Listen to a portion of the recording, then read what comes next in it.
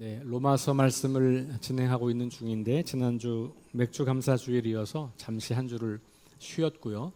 지난 그 전주에 우리 6장에 있는 말씀 죄를 이기는 그런 자유함 이런 거 우리 함께 보았고, 오늘은 이제 7장을 통해서 율법으로부터의 자유, 이런 맥락에서 율법과 복음은 어떤 관계에 있는가, 이런 이야기를 함께 나눠보려고 합니다. 다시 좀 복습 차원에서 5장부터 8장까지는 핵심 단어가 자유라고 하는 거예요. 거슬러 올라가면 1장부터 4장까지 나와 있는 내용은 인간의 비참한 상태 가운데 하나님께서 주도적인 사랑을 가지고 찾아오셔서 하나님의 의를 나타내 보여주셨다. 그 의의 내용은 예수 그리스도인 거죠. 그러면 그 의가 나타나서 예수 그리스도를 믿는 믿음을 갖는 사람들에게 나타나는 결과는 뭐냐? 다시 말하면 구원받았다고 하는 것은 뭘 말하는 거냐? 자유함을 누리는 거다. 그 자유함은 이제 5장부터 8장까지 하나씩 이야기하고 있는데, 사망으로부터의 자유, 죄로부터의 자유, 율법으로부터의 자유, 그리고 성령 안에서 누리는 자유, 이렇게 이것이 하나님의 의가 나타나서 우리에게 주시는 그 축복과 특권입니다. 그것을 바울은 이 로마서에서 잘 설명을 하고 있는 거고요. 오늘은 7장에 있는 말씀을 가지고 함께 살펴볼 텐데, 1절부터 6절까지는 율법으로부터 해방되었다라고 하는 것을 선포합니다. 결혼 비유를 들어서 아내가 남편, 그 당시 결혼 제도는 남편에게 여인이 종속되는 거였기 때문에 그렇게 표현되고 있는 겁니다. 여인이 남성에게 종속되어 있지만 남편이 죽으면 이 결혼 관계가 무효가 되기 때문에 이 여인이 자유를 얻게 되는 거예요. 그걸 비유를 가지고 우리가 죄에, 또 율법에, 사망에 얽매여 있었지만 그리스도 예수 안에서 이제 우리는 다시 자유케 되었다, 이런 이야기를 하는 겁니다. 그게 첫 번째 단락이고, 7절부터 13절까지 말씀은 그러면 율법과 이 죄는 어떤 관계가 있냐? 율법이 죄냐? 왜냐하면 죄가 우리를 얽매여 있던 것처럼 율법도 우리를 얽매고 있었으니 그러면 그 율법도 죄와 같은 것이냐? 이런 질문을 하게 되고 그 관계에 대해서 설명을 하고 있는 거고, 오늘 이 부분을 함께 이야기를 하려고 하는 겁니다. 그리고 14절부터 25절까지는 그리스도 안에 오기 전에, 믿음을 갖기 전에, 복음 이전, 회심 이전의 인간의 상태가 어떠하냐라고 하는 거예요. 죄의 지배 아래에 있는 자들의 탄식, 이런 것들을 말해주고 있습니다.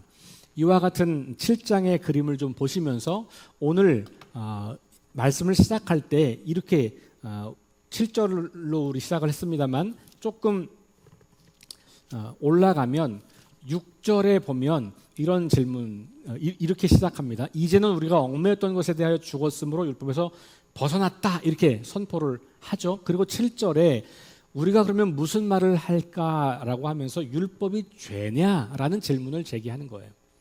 율법이 죄냐? 다시 말하면 이방인들은 율법 없이 구원을 받는다고 말하고, 그동안 오랫동안 수천 년 동안 하나님을 믿어왔다고 했던 유대인들은 이 율법을 통해서, 율법을 가지고 여전히 있으면서 구원을 경험하고 있으니, 그러면 이 율법은 어떤 기능을 하는 거냐?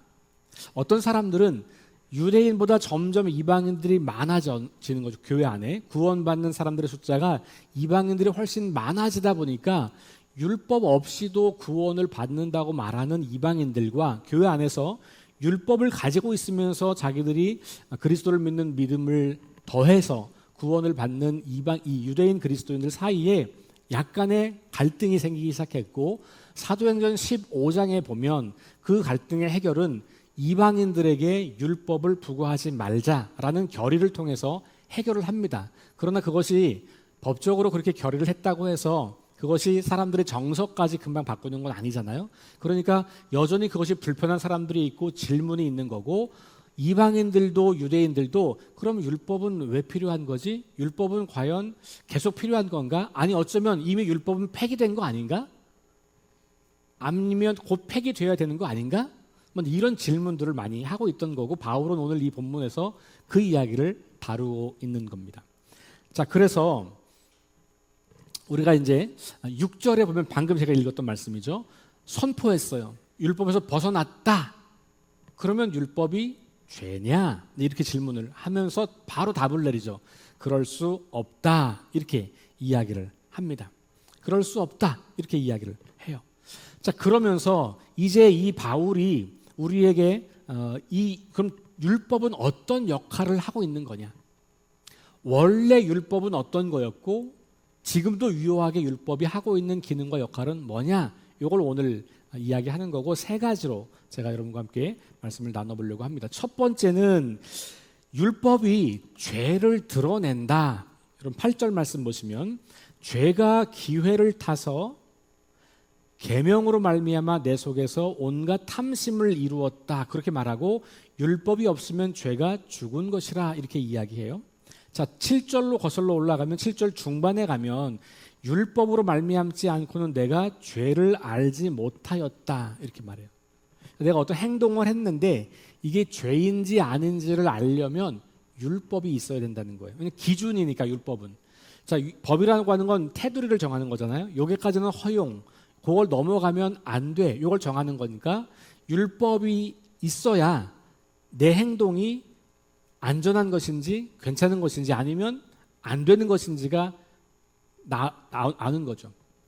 그런 의미에서 바로 율법이 죄로 드러낸다 이렇게 이야기를 하고 있는 겁니다. 자, 그럼 율법이 없었다면 죄가 죄인 줄 몰랐다라고 이야기하는 거예요. 그러니까 율법은 죄를 죄로 알게 하는 기능이 있는 거예요. 그러니까 죄를 깨닫게 한다라고 볼 수도 있겠죠. 자, 두 번째 계속해서 8절에 보면 죄를 일으킨다. 제가 아까 8절을 읽었습니다만 지금 이제 8절을 읽어보면 죄를 일으킨다라고 하는 거예요. 그런데 8절에 보면 기회를 타서라고 하는 단어가 나와요. 그렇죠? 기회를 타서. 이 단어는 뭐냐면 원래 이 기회를 타서라고 번역한 이 단어의 헬라어의 그 문자적 의미는 어떤 원정을 갈 때 출발점이 되는 그 출발점, 혹은 군사용어로 말하면 어떤 작전을 위한 교두보 혹은 전초 기지 같은 거예요. 혹시 저 뭐 히말라야나 에베레스트 이런 고산을 등반하는 사람들은 어느 정도까지 가서 거기서 베이스 캠프를 차립니다. 그리고 거기에서 이제 마지막 정상을 올라갈 준비를 하는 그런 거. 그런 것이 바로 기회를 탄다라고 하는 단어의 문자적인 의미예요. 그러니까 그것을 발판으로 삼아서 어디론가 가는 거예요. 근데 죄가 율법을 발판으로 삼아서 우리의 마음속에서 일을 한다는 거예요. 그것이 율법이 본래 율법의 기능은 아니지만 죄가 율법을 그렇게 악용하는 것이죠. 그래서 원래 율법은 죄가 드러나게 되고 죄를 깨닫게 하는 것이었지만 그것이 조금 더 지나가면 그 죄가 율법을 통해서 우리 안에서 계속해서 탐심을 일으키고 그 죄의 본성을 자극해서 죄를 지향하도록 우리를 이끌어 간다는 거예요. 그게 죄의 부정적 기능인 거고 죄가 율법을 악용하고 오용할 때 나타나는 현상이라고 말을 하고 있는 겁니다. 자, 그리고 세 번째는 뭐냐 하면 율법이 결국은 우리를 사망에 이르게 한다 이렇게 표현을 하고 있어요. 자, 9절 말씀 보니까 율법을 깨닫지 못했을 때에는 내가 살았는데 계명이 이르렀고 죄는 살아났고 나는 죽었다. 여기 계명과 율법은 그냥 동의어라고 생각하시면 됩니다. 율법이 왔어요. 하나님 말씀이 왔어요. 그래서 내가 옛날에는 아무렇지도 않게 했던 게 문제가 안 됐죠. 왠지 죄가 아니었으니까. 근데 그 죄가 죄라고 하는 게 인정되기 시작하니까 내가 그 죄를 끊임없이 짓고 살게 되는 나를 발견하게 되고 그러니까 나는 죽게 되는 것이죠. 왜냐하면 그 죄의 값은 사망이기 때문에. 그러니까 우리가 결국은 이 율법이라고 하는 것이 순기능을 하게 되면 죄를 깨닫게 하는 것인데 이것이 역기능을 하게 될 수 있는데 어떨 때냐 하면 죄가 세력이 되어서 우리를 유혹하고 넘어뜨리는 거예요. 바울은 여기에서 율법을 인격체로 이렇게 이야기를 하는 것을 보게 됩니다. 그 죄가 우리를 유혹하고 흔들고 이끌고 가서 이 율법을 발판 삼아서 그래서 우리를 하여금 죄에 이르게 하고 그러면 정죄를 받고 그러면 사망에 이르는 판결을 받게 되는 거죠. 그게 이제 6장으로 거슬러 올라가면 또 저 앞에 3장으로 거슬러 올라가면 우리의 인간의 비참한 상태, 하나님의 진노와 심판 아래 놓여 있는 상태 이렇게 이제 연결될 수가 있는 것이시죠. 자, 그런데 바울은 결국은 이 율법과 죄의 관계를 정리하면서 오늘 마지막 절 읽은 12절에 보면 이로 보건대 율법은 거룩하고 계명도 거룩하고 의롭고 선하다 결론을 내려요. 그러니까 율법은 나쁜 게 아니라는 거예요. 율법 자체가 죄는 아니라는 거예요. 율법을 폐기할 필요가 없다는 겁니다. 율법이 가지고 있는 선한 기능이 있는 거예요. 그리고 그것이 가지고 있는 거룩함이 있고 그것이 가지고 있는 의로움이 있는 것이죠. 잘만 활용한다면 그 율법은 우리를 더 선하고 거룩하고 의로운 존재로 만드는데 기여할 수 있다는 거예요. 문제는 죄의 세력이 이 율법을 장악하고 우리 마음을 장악하여 우리로 하여금 그 율법을 선하게 사용하지 못하도록 만들고 있다. 바울은 그렇게 우리에게 말하고 있는 겁니다. 그러니까 죄를 의인화해서 아주 거대한 세력으로 우리에게 영향을 미친다고 보는 거예요. 여러분 우리가 이것을 기억하는 게 굉장히 중요합니다. 이 죄는 그냥 내 개인의 문제가 아니라는 거예요. 바울의 이해는 죄는 세력이에요.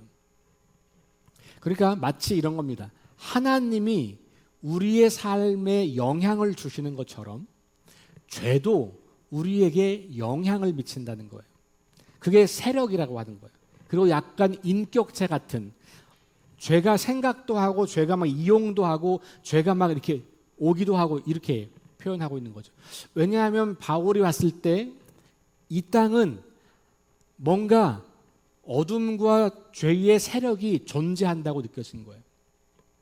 그리고 우리의 삶에 선하게 활용하도록 주셨던 율법을 악용해서 우리로 하여금 탐심을 일으키게 하고 죄를 향하게 하고 그래서 우리를 사망에 이르게 하는 그런 역할을 하고 있더라. 이게 바울이 보고 있는 죄의 문제이고 율법의 문제인 겁니다. 다시 말하면 죄가 매우 강력한 힘을 가지고 있는 인격체. 그래서 복음이 없는 상태는 이 죄의 권세와 죄의 지배 아래서 붙잡힌 상태다라고 바울은 보고 있는 거죠. 그러나 우리는 복음 안에서 하나님의 의가 나타났고 우리가 그 의를 믿음으로 받아들여서 그분의 의로움 앞에 인정받게 될 때 그 복음을 통해서 우리는 이 죄와 율법의 지배로부터 벗어나게 되는 거예요. 그걸 바울은 지금 말하고 있는 것이죠. 그러니까 율법을 악용하는 그 죄로부터 벗어났으니까 자연스럽게 율법으로부터도 해방이 됐다라고 보고 있는 겁니다. 여러분 우리가 계속해서 하나님 나라를 이야기할 때 하나님 나라는 예수님이 이 땅에 오심으로 이미 시작되었다 그렇게 말씀드렸어요. 그리고 그것이 주님 재림하실 때 완성된다. 그러니까 우리는 어딜 살고 있냐 하면 이미 시작된 하나님 나라, 아직 완성되지 않은 하나님 나라의 중간길을 살고 있는 거예요. 그러니까 우리는 하나님 나라를 경험할 수도 있고 경험하지 못할 수도 있는 거예요. 하나님은 끊임없이 우리에게 하나님의 나라의 가치를 가지고 살아가도록 우리에게 요청하시고 죄의 세력은 끊임없이 우리가 그렇게 살지 못하도록 우리를 가로막고 있는 거예요. 그러니까 우리의 일상의 삶이 영적 싸움터인 거예요. 그러니까 하나님께서 우리에게 허락하시고 우리에게 은혜로 주신 하나님의 나라를 우리가 살아내고 그것을 경험하고 우리가 그것을 드러낼 때 죄의 세력과 악의 세력은 물러가게 되는 것이고 반대로 우리가 그것을 살아내지 못할 때 하나님 나라를 알고 있고 깨닫고 있고 이미 이 땅에 시작됐다는 것을 고백하는 우리들이 그 나라를 살아내지 못하면 악의 세력이 점점 이 땅을 장악하는 거예요. 그래서 이 땅이 영적 전쟁터, 우리의 일상의 삶이 매일 하루하루의 삶이 영적인 싸움을 하는 전쟁터인 거예요. 그러니까 이게 무슨 어디 우주 공간이나 어디 신비한 공간에서 우리와 관계없이 천사와 마귀가 싸우는 그게 영적 전쟁이 아니고, 그게 우리의 마음과 생각 속에서 우리 일상의 삶 속에서 그런 영적 전쟁이 진행되고 있다는 거예요. 이게 하나님 나라의 현재성, 그리고 그 하나님 나라를 거부하고 있는 악의 세력의 현재성에 대한 분명한 인식이에요. 이게 명확할 때 우리가 어떻게 살아야 할지를 결정하는 거예요.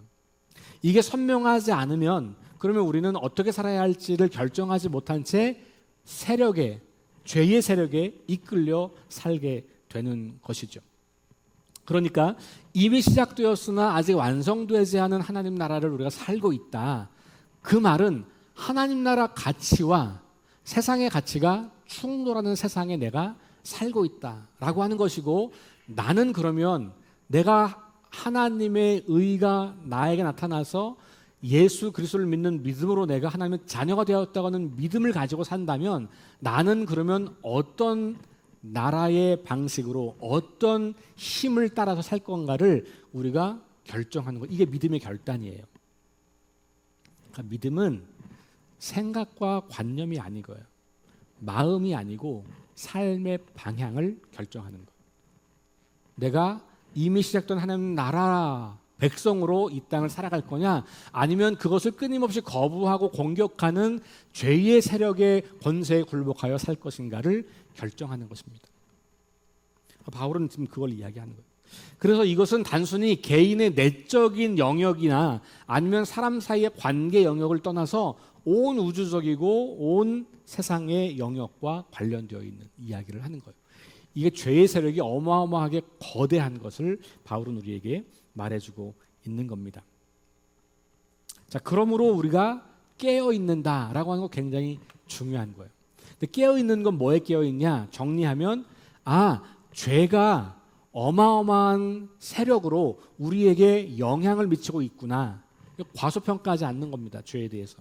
이 죄의 세력을 인식하는 거예요. 깨어 있어야 돼요. 우리가 깨어 있지 않으면 어느 순간 우리는 이 어마어마한 죄의 세력에 휩쓸리고 마는구나라고 하는 것을 명확하게 인지하고 있어야 돼요.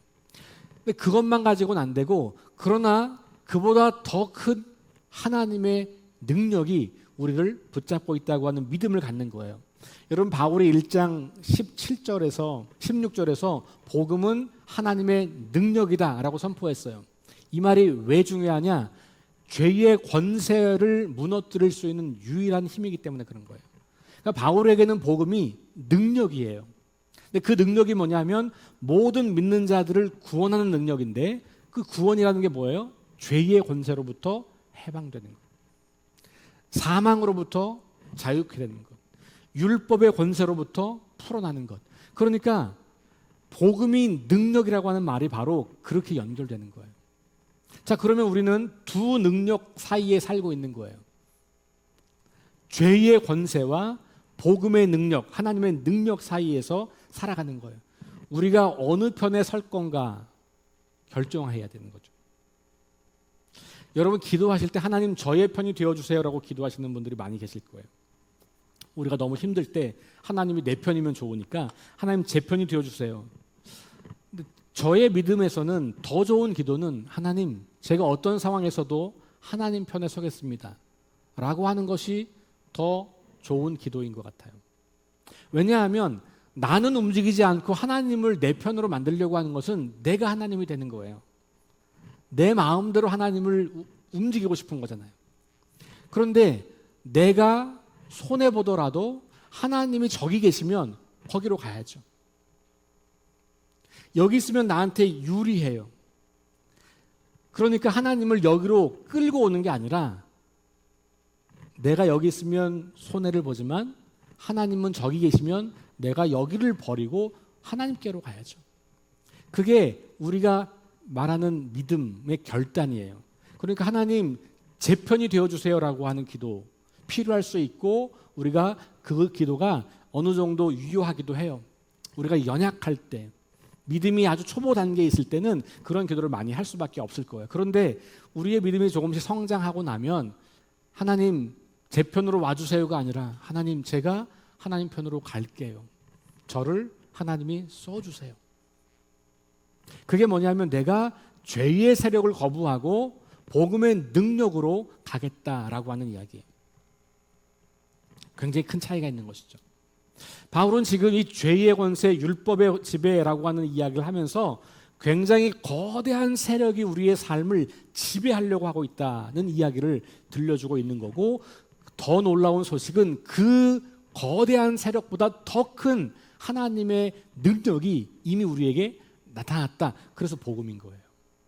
우리는 어찌할 수 없는데, 우리 힘만 가지고는 이 거대한 죄의 세력을 막아낼 수가 없고 이길 수 없는데, 그 세상 한가운데 하나님께서 의로 나타나신 거고, 그 예수 그리스도를 믿는 믿음 때문에 우리를 의롭다고 인정하시고, 그리고 그것 때문에 우리가 하나님의 능력을 붙잡고 그 거대한 죄의 세력을 이길 수 있다라고 하는 거예요. 이게 바울이 이해하는 믿음이에요. 그러니 기독교인들도 죄에 어쩔 수 없이 무너지는 거지라고 하는 것은 매우 비성경적인 믿음이에요. 하나님의 복음의 능력을 너무 과소평가하는 거예요. 죄의 세력보다 하나님의 세력을 더 크게 보는 것이죠. 그건 죄의 세력을 믿는 거지 복음을 믿는 게 아니잖아요. 그렇죠? 복음을 믿는다면 이 죄의 세력으로부터 우리가 벗어날 수 있다고 하는 믿음을 갖는 거. 왜냐하면 그게 내 능력이 아니고 나는 안 되는데 하나님의 능력은 그게 가능하니까. 복음은 그것을 이긴 능력이니까 그 하나님의 능력을 의지하여 우리가 죄를 이길 수 있다라고 하는 거예요. 그러므로 우리가 죄에 자꾸만 무너진다면 여러분들의 능력을 신뢰하려고 하지 말고 하나님께로 돌아오셔야 돼요. 복음의 능력으로 돌아오셔야 돼요. 죄가 우리의 삶을 지배하려고 있다고 하는 것을 명확히 인식하시고, 그럼에도 불구하고 우리가 믿음 가운데 있을 때 하나님이 복음의 능력으로 우리를 감쌀 때 우리가 그것을 능히 이길 수 있다라고 하는 담대한 믿음을 갖는 것, 이것이 바울이 우리에게 들려주는 복음의 능력이에요. 그러니까 바울은 복음이라는 단어와 능력을 붙인 거예요. 이 어마어마한 죄의 권세를 이기는, 그리고 우리를 구원에 이르게 하는 그 권세로부터 우리를 빼앗아 와서 주님께서 우리를 자유롭게 해주신다라고 하는 그런 이야기를 하고 있는 것이죠. 자, 그렇다면 우리가 복음으로 무장할 때 율법은 우리를 탐심으로부터 우리에게 어떤 이 죄의 영향 아래 있게 하지 못하는 거죠. 복음으로 무장되는 것. 율법이 우리에게 탐심을 일으켜서 죄를 짓게 하고 그 결과 우리를 사망으로 인도하게 하는 그런 것이 아니라, 오히려 이제는 율법을 통해서 하나님 나라 가치를 구현하게 됩니다. 죄는 율법을 이용해서 죄의 세력을 확산시키는데, 우리는 율법을 통해서 하나님의 나라를 구현하는 거예요. 그러니까 율법은 폐기된 게 아니라 이제는 우리가 율법을 선하게 사용하는 거예요. 왜? 원래 율법은 선한 거고 거룩한 거고 의로운 거니까 복음의 능력 안에서 우리가 율법을 선하게 사용하는 거죠. 그러니까 그것이 우리가 선한 일을 행한다는 말이 나오는 거예요. 성경은 끊임없이 우리에게 선한 일을 행하라, 거룩하게 살아라, 우리의 삶의 문제를 그렇게 이야기하잖아요. 왜 그러냐?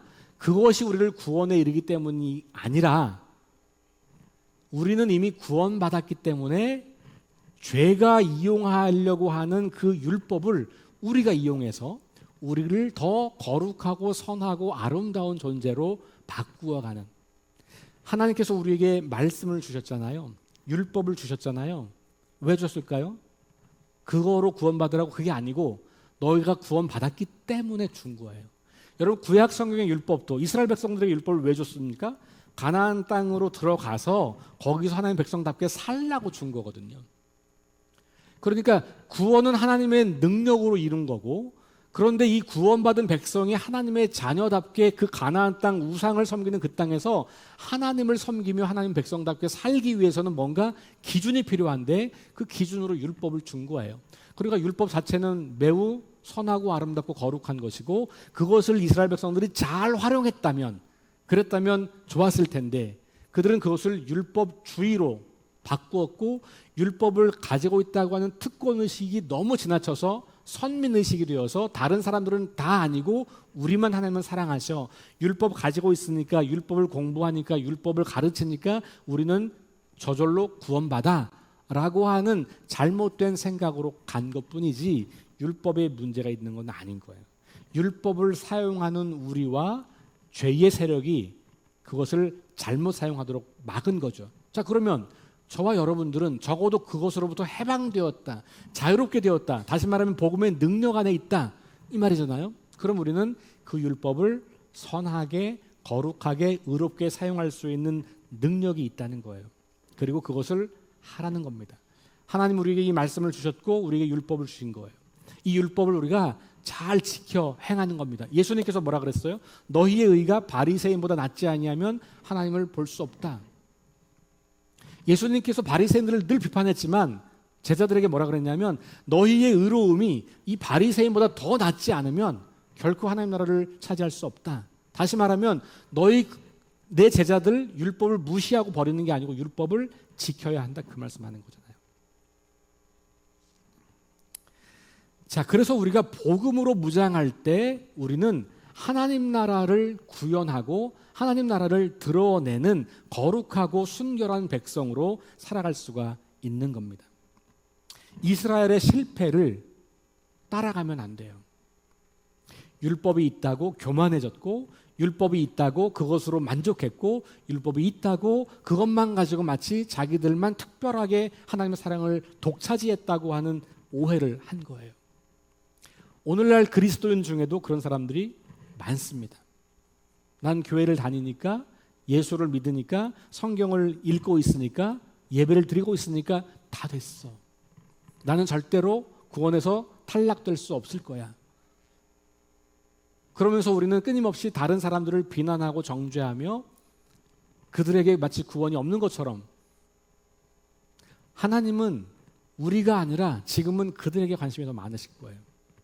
우리에게 관심이 없다는 얘기가 아니죠. 우리가 하나님의 자녀가 되었으니까 하나님과 함께 그 다른 사람들, 복음을 아직 알지 못하고 죄의 권세 아래 율법의 지배 아래 있는 사람들을 구원하려고 하는 그 하나님의 일에 이 친구들이 함께 동참하기를 기대하는 거예요. 왜? 하나님의 관심은 교회 바깥에 있는 사람들을 구원하는 데 있으니까. 근데 우리는 자꾸 그들을 정죄하고 부정하고 비난하고 구원이 없다고 선포하고, 아니 하나님이 구원이 있다고 하는데 왜 우리가 구원이 없다고 선포하냐고요. 구원의 가능성이 그들에게 열려 있는 거예요. 그들을 위해서 주님이 죽으신 거잖아요. 우리도 그랬던 사람 중에 하나고 조금 먼저 믿은 것뿐이잖아요. 그럼 우리가 할 일은 그들을 비난하고 정죄해서 무시하는 게 아니라 그들을 사랑하는 겁니다. 하나님이 우리를 그렇게 사랑하신 것처럼 우리가 아직 죄인일 때, 우리가 아직 연약할 때, 우리가 하나님과 원수 되었을 때 우리를 위해서 죽으신 예수님의 그 사랑은 지금 하나님을 모르는 그 사람들을 위해서 죽으신 예수님과 동일한 거예요. 그러니까 우리가 할 일은 그들을 비난하고 정죄하는 일이 아니라 그들을 사랑하는 일이에요. 여러분, 전도하실 때 특별히 내 말을 잘 안 듣는다고 비난하고 정죄하지 마세요. 여러분, 전도는 목적이 아니에요. 우리는 사랑하는 사람들이어야 해요. 그러니까 우리의 인생의 가장 궁극적 목적은 사람들을 하나님의 사랑으로 사랑하는 겁니다. 그 사랑의 결과로 전도가 되는 거예요. 사람을 전도의 대상으로 여기지 마세요. 사람은 우리의 목적이 아니에요. 목적이 되면 안 돼요. 전도를 위한 대상과 목적과 표적으로, 심지어는 타겟으로 사람들을 삼으면 안 되죠. 하나님은 우리를 인격체로 존중하세요. 그러니까 우리는 사람들을 사랑하려고 하는 거예요. 어떻게든지 그 사람들이 우리를 배신해도, 그 사람들이 우리를 거절해도, 그 사람들이 우리를 모함해도, 그 사람들이 우리를 박해해도 우리는 그들을 사랑해야 그게 복음의 능력 안에 있는 사람들로 사는 거죠. 그럴 때 복음이 실제로 능력이 되어서 우리를 공격하는 그 사람들의 마음을 감동시켜서 그들이 우리가 믿는 하나님이 진짜인 것을 보게 되는 거예요. 그래서 그들이 우리에게 질문을 하는 겁니다. 넌 어떻게 그렇게 사냐? 그럴 때 우리가 믿는 복음이 무엇인지를 잘 설명해 주는 거예요.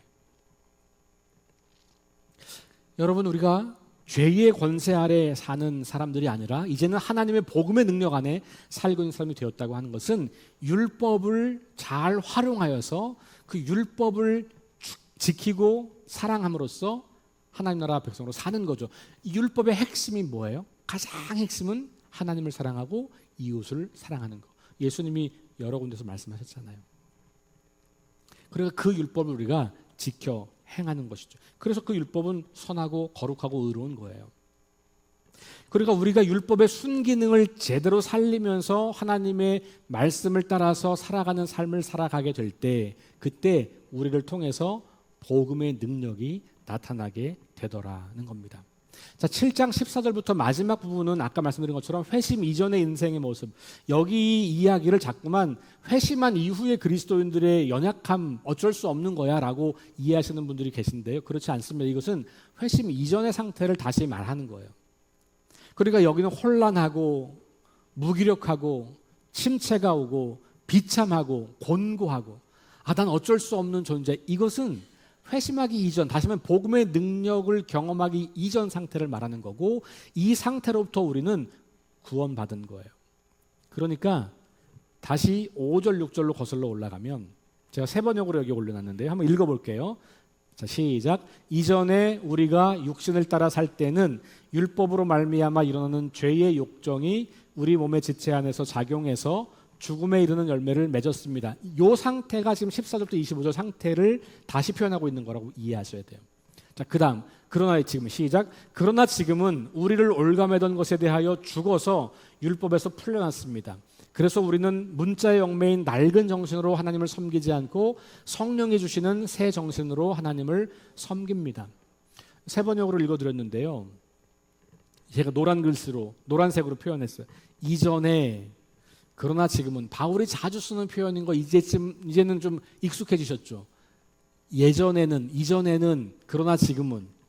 그러니까 하나님의 은혜가 예전에 우리의 이 상태에 찾아왔고, 그래서 우리는 지금은 새로운 사람이 되었다. 이게 끊임없이 바울이 표현하고 있는 표현 방식이에요. 이전에 우리는 이랬는데 지금은 이런 사람이에요. 완전 달라진 거죠.